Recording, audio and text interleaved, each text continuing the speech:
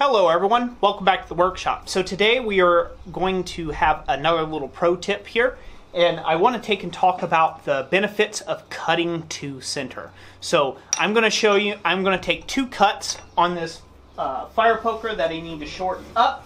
One will be just cutting with a hit down, 90 degree and hit down, so on and so forth. And the other one will be cutting to the center of the bar stock with a slight rotation. So let me go ahead and do the first one.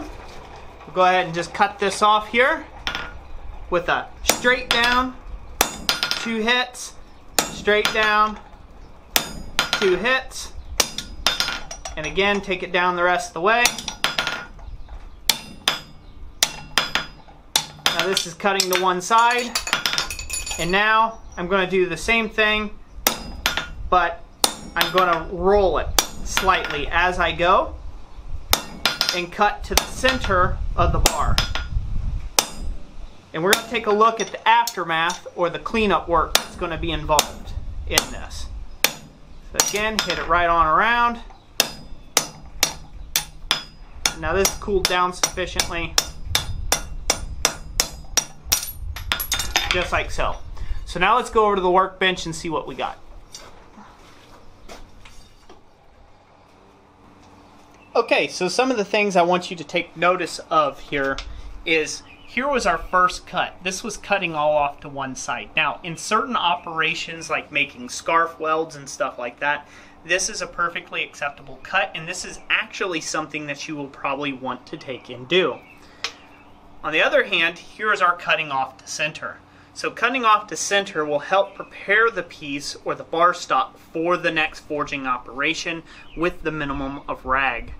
If you look right here, I've pushed all this material up here, and I have quite a bit of leveling out to do, either with the file, hammer, or some other method, rasp, to take down that big wide rag there back down to where the bar is square. As where with cutting off to the center, I have pretty much got a square end minus this little bit of rag, which can be easily touched up with a file very quickly, or on the belt sander. So for me, I like to cut off to center whenever I can. On some pieces, this is not always the case or acceptable once again. You know, it would be pointless to take and cut off to center, or cut off again to center when you need something like a scarf, because this right here, cut off to one side, can already be the start of the taper of the toe of the scarf for a scarf weld. So hopefully that helps you. That's my pro tip for today. Which one of these two methods do you like to employ in your shop, or do you not even cut off hot at all at the anvil? Let me know in the comment section down below. If you found this helpful, give it a big thumbs up. If you didn't, put it that big old thumbs down. That's always the option. And like always, God bless you, and we will catch you on the next one. Thanks for watching.